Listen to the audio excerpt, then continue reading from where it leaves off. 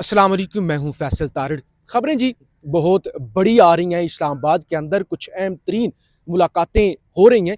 28वीं तरमीम अब ज़ाहिर है जिसके अंदर पीपल्स पार्टी को भी टाइट किया जा रहा है और नून लीग भी इससे कुछ ज़्यादा खुश नहीं है। तो अब पीपल्स पार्टी क्या करने जा रही है, कौन सी हैं मुलाकातें शुरू हो चुकी हैं और खान के हवाले से क्या खबरें हैं, ये सब कुछ इस वीलॉग के अंदर आपके सामने रखना है। मेरे साथ नौजवान सहाफ़ी अताउर रहमान कोहिस्तानी मौजूद हैं जिनके पास आज बड़ी खबरें हैं और बहुत बड़ी खबरें हैं। अच्छा, नंबर वन तो पीपल्स पार्टी ने खान की रिहाई का मुतालबा करना शुरू कर दिया। आज एक इंटरव्यू आया नदीम अफजल चंद साहब का। उन्होंने कहा कि खान को बहुत ज़्यादा अरसे तक इन्होंने जेल में रख लिया है। किसी भी सियासतदान को 3 साल से ज़्यादा जेल में रखना मुश्किल होता है। तो मुझे उन्होंने कहा कि बहुत जल्द खान की रिहाई होती हुई भी नज़र आ रही है। अब यानी देखे ना, एक तरफ 28वीं तरमीम मुलाकातें शुरू हो गई, बिलावल जरदारी साहब बहुत गुस्से में है। दूसरी तरफ पीपल्स पार्टी अगर खान की रिहाई का मुतालबा करती है या इस सवाल से कहती है कि अब उन्हें मजीद जेल में नहीं रखा जा सकता, उन्हें मिसाक जमहूरियत करना चाहिए, उन्हें हमारे साथ हाथ मिला लेना चाहिए, सियासतदानों के साथ बैठना चाहिए। और उन्होंने कहा ये डील भी नहीं कहलाएगी बल्कि मिसाक जमहूरियत कहलाएगा। बड़ा अच्छा एक ये इम्पैक्ट क्रिएट करेगा वो सियासतदानों के साथ। तो मतलब क्या है? मतलब बड़ा साफ है कि पीपल्स पार्टी ये चाह रही है क्योंकि उन पर मुश्किल वक्त आ सकता है तो उनके साथ पीटीआई खड़ी हो और दोनों मिलकर देखिए। जब जो कुछ हो रहा था ना पीटीआई के साथ, उस वक्त कह रहे थे हम ब्रूट मेजोरिटी के साथ 26वीं तरमीम करेंगे, लेकिन अब क्योंकि वो फंस चुके हैं तो अब वो पीटीआई के साथ खड़ा होना चाहते हैं, खान की रिहाई का मुतालबा भी कर रहे हैं। बहरहाल इसके अलावा भी इस्लामाबाद में जो अहम तरीन मुलाकात हुई है ना, वो मुलाकात बड़ी अहम है। अताउर रहमान कोहिस्तानी साहब, महमूद खान अचकजई अपोजिशन लीडर, मौलाना फजल रहमान, और मौलाना फजल रहमान से भी बड़ी उम्मीदें थी कि अपोजिशन के साथ खड़े होंगे, ये मुज़ामत करेंगे, लेकिन उन्होंने की नहीं। लेकिन अब उन्होंने मुलाकातें करना शुरू कर दी। क्या खबरें हैं, क्या क्यों क्यों ये मुलाकातें हो रही हैं? देखिए जी, सबसे पहले तो मैं ये बात बता दूं कि मौलाना फजल रहमान के साथ मुलाकातें जब भी तरामीम होती है तो फिर उनका जो बंगला है इधर, हाँ। ठीक है, वहाँ पे रश होती है। लेकिन ख़ासकर पीटीआई के साथ, क्योंकि अपोजिशन की सबसे बड़ी पार्टी वो है, मुलाकातें इसलिए नहीं हो पाई कि वो तरमीम के टाइम ही जाके एक दूसरे से मिलते हैं। आगे पीछे वो एक दूसरे से मिलते नहीं तो वो हाँ। दूरियां मज़ीद उनमें आती जाती है। एक तो ये चीज़। दूसरी खबर जो है वो मैं आपको खबर की तरफ चलता हूँ। पार्लियामेंट में आज से 2 दिन पहले की कहानी है कि मौलाना फजल रहमान साहब पार्लियामेंट चले गए। वहाँ पर थे महमूद अचकज़ई साहब। हाँ। महमूद अचकज़ई साहब के साथ उनकी मुलाकात हुई। उन्होंने ये बात कही, मौलाना फजल रहमान ने महमूद अचकज़ई साहब को ये कहा कि मैं आपसे मिलना चाहता हूँ, मैं आपकी तरफ आना चाहता अच्छा। हूँ। ठीक है? तो महमूद अचकज़ई साहब ने कहा कि मैं आपकी तरफ आ जाऊँगा। हम्म। ठीक है? तो फिर जो है वो महमूद अचकज़ई साहब उनकी तरफ चले गए। हम्म। वहाँ जाके महमूद अचकज़ई साहब ने मौलाना फजल रहमान से मुलाकात की। अंदरूनी और जो सबसे बड़ी ख़बर है हम्म। वो ये है कि महमूद अचकज़ई साहब ने ये ऑफ़र कराई मौलाना फजल रहमान साहब को कि आपको, अगर आप राज़ी होते हैं तो हम आपको कौमी असम्बली में एज़ ए अपोजिशन लीडर नामज़द करते हैं। हाँ, हाँ, हाँ, ठीक है? हाँ। ये यानी अचकजई साहब खुद स्टेप डाउन कर जाते हैं। जी, उन्होंने कहा कि आप अपोजिशन को लीड करें, अगर आप चाहते हैं हम्म। तो फिर आपको हम अपोजिशन लीडर नामज़द करते हैं। चूँकि इमरान खान ने इख्तियारात महमूद अचकज़ई साहब को दिए हैं तो वो इस वक़्त कुछ भी फ़ैसला ले सकते हैं। हम्म। ठीक है? जिसके ऊपर मौलाना फजल रहमान साहब ने कहा कि मैं इसके ऊपर सोचता हूँ। और एक इसके अंदर एक और ख़बर, बल्कि मैं उसकी तरफ बाद में आता हूँ। इसमें एक ये है कि बिलावल भुट्टो ज़रदारी साहब के साथ भी उनके फ़ोन पे बातचीत हुई। ठीक है? तो बिलावल भुट्टो ज़रदारी साहब के साथ बातचीत हुई तो उन्होंने ये कहा कि आप बिल्कुल, हम आपस में बैठें, बातचीत करें, लेकिन उसके लिए आप पीटीआई के जो लोग हैं उनको भी लेके आएँ, हम उनके साथ भी बैठना चाहते हैं। ये जो ठीक है? मैंने शुरू में बात की जी, ना कि बिल्कुल, हाँ।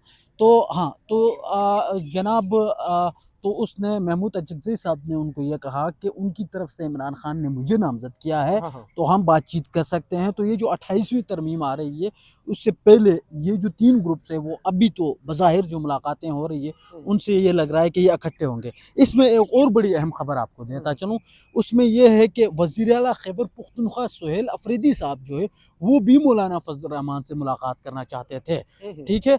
तो मौलाना फजल रहमान साहब कराची 6 दिन दौरे पे गए, हम्म। तो इसलिए उनकी मुलाकात नहीं हो सकी।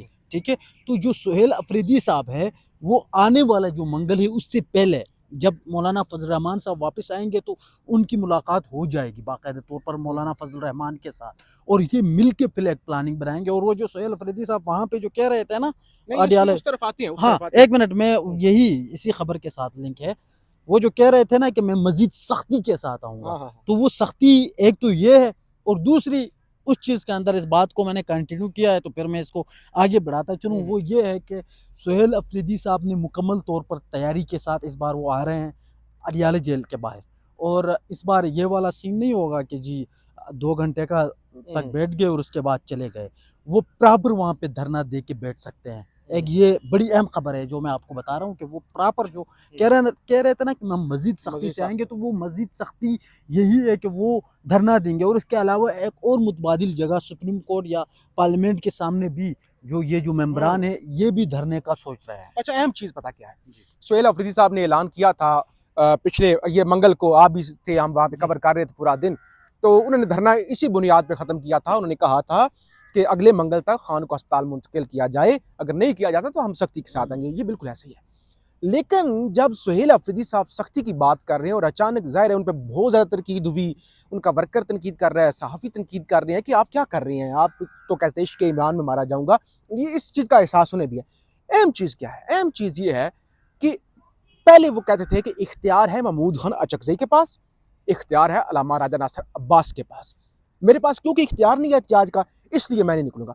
तो अब जब वो सख्ती के साथ आएँगे, तो क्या अचकज़ई साहब की या अलामा साहब की रज़ामंदी उन्हें शामिल होगी या हासिल होगी? ज़ाहिर सी बात है, ज़ाहिर सी बात है। आप इस चीज़ को समझ लें कि जब महमूद अचकज़ई साहब ये बात कर रहे हैं कि आपको हम अपोज़िशन लीडर नामज़द करना चाहते हैं और सोहेल अफरीदी साहब मौलाना फज़ल रहमान साहब से मिलने आ रहे हैं, तो इसका मतलब ये है कि इनके आपस में कोई न कोई बैकडोर बातचीत ज़रूर हुई है, ठीक है? और उसके बाद ये मुत्तफ़िक़ा तौर के ऊपर फ़ैसला किया गया है, ठीक है? और ये जो महमूद अचकज़ई जो बात कर रहे हैं मौलाना फज़ल रहमान को, ये कोई छोटी बात नहीं है। और जैसे आप ये कह रहे थे ना कि पीपल पार्टी वाले बड़े मिन्नतें कर रहे हैं जी, हाँ। एक बात मैं आपको बताऊं फैसल तारक साहब, 26वीं आनी तरमीम भी मैंने कवर किया है इसी मौलाना के घर के सामने, और 27वीं भी किया है।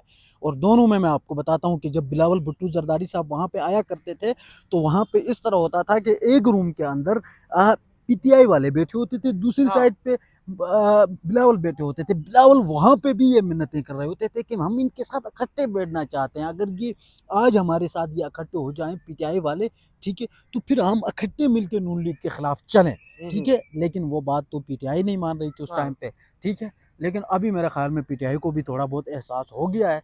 और दूसरा सबसे बड़ी चीज़ ये है, जो सबसे बड़ी चीज़ वो मैं जो समझता हूँ वो ये है कि इनके आपस के अंदर जो कन्फ्यूजन्स थे, जैसे महमूद अचकज़ई और क्या कहते हैं सोहेल अफरीदी और ख़ान की जो फैमिली और उधर, तो वो एक चीज़ जो है ना, वो ऐसा लग रहा है कि ये इन्होंने वो जो मुराद सईद जो बात कर रहे थे कि आप मिलके एक फ़ैसला करें, तो एक ये भी है, एक जो ख़बर मैं कल अपने वो उसमें बात भी कर रहा था कि एक ये भी है कि एक इसमें ये भी हो सकता है कि वो सोहेल अफरीदी साहब वहाँ पे आएँगे, ठीक है? और वहाँ पे आके वो ये भी फ़ैसले ले सकते हैं कि जितने एमएनएस, एमपीएस जितने भी इनके जो इलेक्टेड लोग हैं, ठीक है?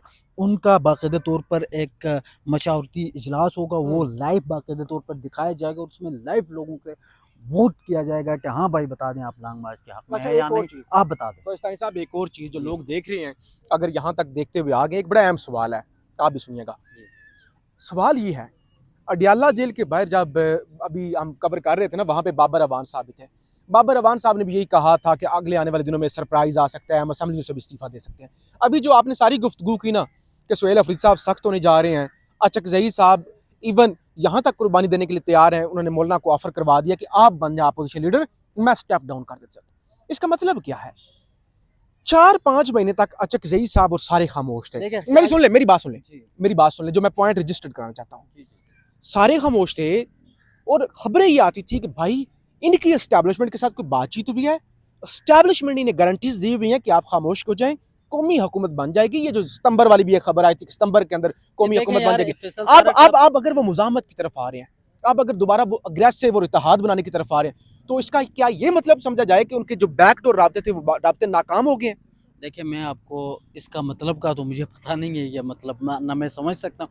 अलबत्ता एक चीज़ ये है कि अभी भी ये ज़राए जो है वो जो तहरीक तहफ़्फ़ुज़ आइन पाकिस्तान की है वो ये बता रही है कि उनको यकीन दहानियाँ करवाई गई थी और वो इसीलिए खामोश थे, ठीक है। लेकिन ये जो 28वीं तरमीम आ रही है इसके ऊपर कल मैंने एक व्लॉग भी किया रिजवान गलज़ी साहब के साथ, और उसके तमाम तर जितने नुकात थे वो बताएं। वोटर की उम्र कम करना है, इसके हाँ। साथ साथ ठीक है सूबे बनाना है, फलां करना है, फिस्तां करना है, बहुत सारी चीज़ें हैं, ठीक है। उनका लिंक ज़रा आप ज़रा डिस्क्रिप्शन में दीजिएगा, लोग भी जानना जाने कि उसमें है क्या चीज़ बेसिकली, ठीक है। तो अभी वो बात अभी भी है, लेकिन इस वक्त ये जो अब देखो ये आएगी कब ये तरमीम 21 से 25 तारीख के हाँ, दरमियान। बजट से पहले पीपल्स पार्टी वाले कह रहे हैं बजट से बाद कर हाँ, लेंगे क्योंकि इस हाँ, दफा का हिस्सा मिल जाए। लेकिन अब ये जो 3-4 दिन है ना अभी जो आने वाले हैं, ये बड़े अहम दिन है। इनमें बड़ी मुलाकातें भी होंगी और बड़े-बड़े फैसले भी होंगे, और अगर ये सारा ये जो जितना भी ये पीपल पार्टी, मौलाना और ये पीटीआई ये सारे एक प्लेटफॉर्म पे आते हैं तो फिर इस हुकूमत के लिए बहुत मुश्किल हो जाएगा। बहरहाल मुश्किल तो बिल्कुल हो जाएगी, सिस्टम भी बड़ा ताकतवर हो चुका है, लेकिन ये सवाल अपनी जगह पे कायम है, क्या 28वीं तरमीम की वजह से ये सब दोबारा मुज़ामत की तरफ आ रहे हैं, या वो जो दी गई थी हौसला दिया गया था या यकीन दहानियाँ करवाई गई थी वो मशकूक हो चुकी हैं। आपने जो आप ज़ाहिर जो देखते हैं, जो करंट अफेयर को देख रहे हैं, तजर्बाकार लोग हैं, समझदार लोग हैं, आपने फीडबैक ज़रूर देना है। और ये अताउर रहमान कोहिस्तानी साहब बड़े मेहनती सहाफ़ी हैं, अता कोहिस्तानी इनका चैनल है, आप लिखेंगे ना अता ATTA जी। अता कोहिस्तानी तो वो आ जाएगा, इनका ज़रूर सब्सक्राइब करना है। पाकिस्तान जिंदाबाद।